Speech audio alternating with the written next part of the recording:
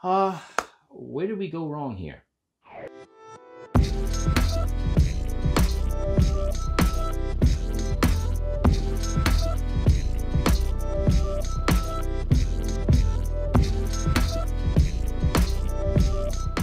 Hey, what's up, Nerd Fam? This is your boy, Gashawn.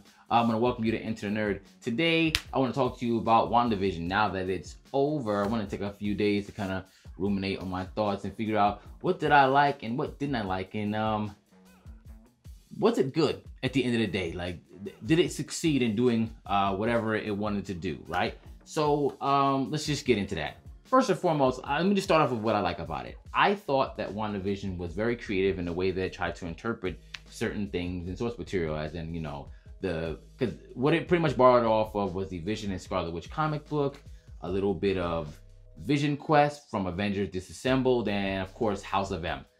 Tons of stuff that it borrowed from. And I like the way it did that whole, you know, going through the decades, her reimagining her life with Vision in different versions of TV shows that she grew up watching. I like that. That didn't happen in a comic, and that's okay, because obviously not everything could be the same as the comic, just based off of what was available at the time and what preceded the show.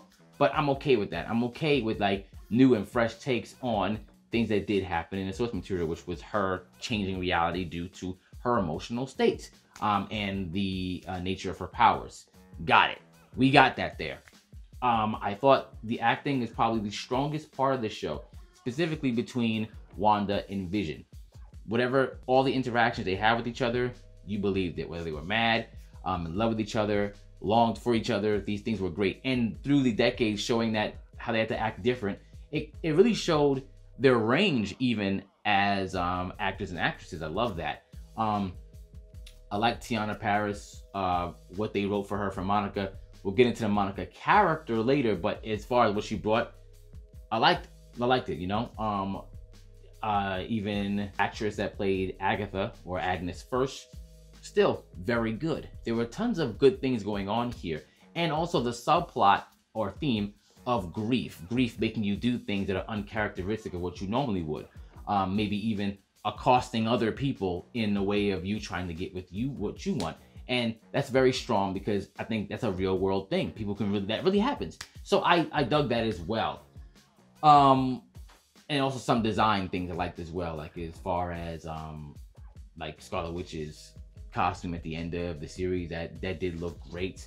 And also I would say the directors, a lot of the Easter eggs they put in, so they paid a lot of attention to the comic, and I really like that. So yeah, those are the things that I really like. But what kind of peeved me a little bit? Let's get into that. So some people will say, well, maybe what you're about to say you don't like because it wasn't exactly to the comics. No. I'm okay with you not making something one for one like the source material, because you don't have to you can make an original story and still make the characters act and have the same purpose they did in the source material without it being the exact same story. That's just creative writing, right? However, when you don't use the source material and then you replace it with something that doesn't really make much sense in terms of storytelling or thematically, that's when I start having an issue. So let's get into some of that. One thing, I think the major thing would be a couple of the bait and switches, which I would call it. We already understood that this was going to be about Wanda and Vision, and I get that. Her being able, you know, her dealing with her emotions, the powers, blah, blah. But they did a lot of bait and switches, and it wasn't really good in terms of, number one, Wanda. I think if they would have just doubled down on Wanda actually going crazy and truly becoming something nefarious at the end of this series, that really stuck the landing. And that also pairs up with Agnes, because Agnes in the comics is her teacher. She teaches her how to use her powers, and also understands how emotionally unstable she is, to the point where, because in the comics her children are actually fragments of Mephisto's soul. So once she realizes they're not real, she wipes away that memory, and when Wanda finds out that she does that, she actually kills Agnes. But the whole point is Agnes was really looking out for her the entire time. In this one, they made her sinister, and she's like, you know, I want to know how you did it. Which didn't really make much sense, because she didn't really need to know how she did it, because she then explained how her powers work, which means she already does know how Wanda did it, and she can also take those powers away. So that plot point didn't really make much sense. Her motivations didn't really make much sense if you would have just stuck to what it really was, which was her being a teacher. Like, imagine if instead of that, she just knew how powerful she was, taught her, and was trying to keep her at bay the entire time. But Wanda, you know, instead of being the victim, is actually the person. And they were going there. Like, when you saw Vision, you know, talking to people at work and taking them out of control, like, yo, you have to stop her. And really, they were talking about Agnes and not, well, actually, they were actually talking about Wanda too.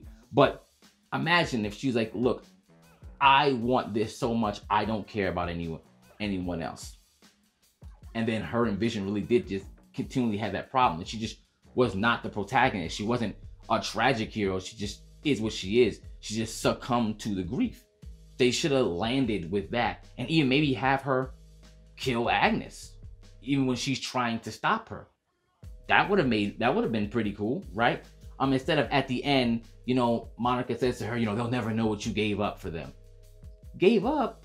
You mean after she mind controlled them and held them hostage in there? You think they're gonna feel sorry that she gave away her imaginary kids and her, you know, manifestation of her dead android husband? You think the people of Westview are gonna care about that? No. So that was kind of also a plot point that didn't make much sense. Like, they're not gonna feel sorry for her, and they shouldn't. Which is why they just made her a true villain, like, for this, like a true, like, just, you know, I don't care. I'm in the grief. I want what I want. Which would also make sense when she's the antagonist for Multiverse of Madness, if she were just there, right? But no, I also don't understand, like, if she's this powerful, why wouldn't Doctor Strange have picked up what was happening with her? I mean, Sorcerer Supreme was already name dropped on here. Kind of odd. But another bait and switch we're going to talk about, Pietro, right? That's an obvious one. Now, no, did the show promise that they were going to do the X-Men thing right now? No. But when you already introduced Sword, which is something that did originate in Astonishing X-Men, you are already going, okay, we're going by way of X-Men. And then you purposely put the version of Pietro which exists in the Fox version, the Fox franchise for X-Men. And obviously you know what people were going to think of that. And to do that, have that there, and then say he's some guy named Ralph Boner, it's like, it literally was for nothing. He was there for literally no reason but to kind of dangle that carrot in front of you. You know what I mean? And some people go, well, they never said. You know what they were doing. You understand it, because they did it with Monica Rambeau too, because Monica was like, oh, I have my aerospace engineer friend. And everyone's like, who is this engineer? Who's this engineer? And it happens to be some lady, I think her name was like Major Gooden, who doesn't have anything to do with anything in the comic. So she's there for literally no reason. She's an old friend of her mom's or something like that. No, sorry, that's later, that was Nick Fury. But or what we think is Nick Fury, right? But I don't understand what that was. And then someone, I remember I was speaking, like, you know, maybe they're just adding another woman there. They wanted another like important role in a woman. I said, that's fine. But if they wanted that, they would have just had Abigail Brand come as the leader of Sword instead of Tyler Haywood, who is nothing. Like, he's nothing as well. He's also imaginary. So I don't understand. That was very, very odd to me, right? When we talk about Vision, like the white Vision, it's a very odd thing too, because he came there and said, all right, well, his directive is to kill Scarlet Witch at one point, or Wanda. Then he said something about, I'm here to destroy Vision. That wouldn't make any sense, because Vision is already not real. So why wouldn't you just go after Wanda directly? Because once you destroy Wanda, all the figments that she created will get destroyed too. And where did he go after he regained his memories? Because if he regained his memories, he means he knows his 2 deaths. And let's assume that Vision also implanted what Vision is remembering right now. Why wouldn't he just go to Wanda right now? Why wouldn't that be the first person he wants to see? That was just kind of weird to me. Some people say maybe he went to Wakanda, he went back to the battle. But he knows, because remember, it's mixed. It's not just his memories from back then, it's the memories that he has right now, currently. It didn't wipe, whatever. Very odd. That was kind of odd to me. And I know how White Vision is actually in the comic book, because that was also part of Vision Quest. Because after Vision was disassembled, when they put him back together, you know, he was emotionless. He didn't have the same attachment to Wanda. Like, he didn't care. He didn't even have the brain waves of Wonder Man to help him out with that. And eventually he wound up going away from Wanda. He didn't even want to be with Wanda until eventually some storylines later he came back to that. But he doesn't.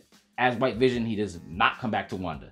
So I'm trying to figure out what they're gonna do with that. That's kind of strange. Jimmy Woo still sucks to me. The character in the comic book is much better. That's not, my mind hasn't changed about that. His character in this show still sucks in comparison to that. It does. Like, let's look up Agents of Atlas and you tell me what you think about this character. Like, that's really all to say about that one. Monica Rambeau, Tiana did a great job playing her. However, Monica, there were a lot of inconsistencies with her. Number one, her powers, right? She was in a room with her and Pietro. Pietro at one point was too fast, right? Which makes sense. But then plucked her like halfway across. When does he ever have those type of powers, right? But then Monica at some point is able to like body slam him. Like, was he too fast? How did that happen? Like, she couldn't catch him before, but now all of a sudden she's fast enough to put her hands, whatever. It was very weird. And either way, Monica is way too powerful. If you know what her powers are, right? And I'm gonna have them on the screen right now, like, just so you can understand how powerful she really is. That wouldn't have been able to happen anyway. It's not just her being a spectrum of light and bullets flying through her, and because it went through her, and then Wiccan had to like fully stop the bullets anyway. So it's like, she shouldn't have been, obviously she wasn't a star of this. I'm not expecting her to be a star. Some people are like, why'd they treat her this way? She should have been a star. It's not her show. I see where they were going with her though, so I get it. But overall, I guess, just in the series, I like where it began. I'm just not really a fan of where it ended up. Like, I know this is gonna lead into like Multiverse of Madness, possibly Captain Marvel 2, and even the Secret Invasion they're gonna have with like Nick Fury there. That show, I know it's gonna branch out into those, but I feel like the narrative was just kind of strange. Like, the storytelling was very weird here. I mean, Agnes being a villain instead of the tutor, I think kind of messed things up a bit, especially now that she's in Westview. So apparently they're keeping her alive so she can go over there to her. Is Wanda, you know, is she a good person now, or is she just gonna do anything she can to find her kids in a multiverse somewhere, which puts her in contact with Doctor Strange somehow? Is that what's happening? So a lot of questions here. I don't know. I like the way it began. I'm just not really a fan of how it ended. And yes, this could be influenced by because of how a lot of these stories and a lot of the alternatives that could have been done here, which are closer to source material. And yeah, they were better. And it's okay for me to say that, right? Because that's where these comics and characters are based on, right? And even if you haven't read it, that's okay. I know that's fine. But you know, you definitely can if you want to, or look up what a storyline. You can see exactly what's happening here, especially that's just me. So you let me know, did you love this series from beginning to end? Did you have some trepidations about certain things? Let me know if there's something else that I didn't mention here that was a pain point for you as well, or something that you really like that you disagree on. Either way, let's have that conversation. Like what we like, and this is talk, right? Until then, keep on watching the series you like, and remember to enter the nerd.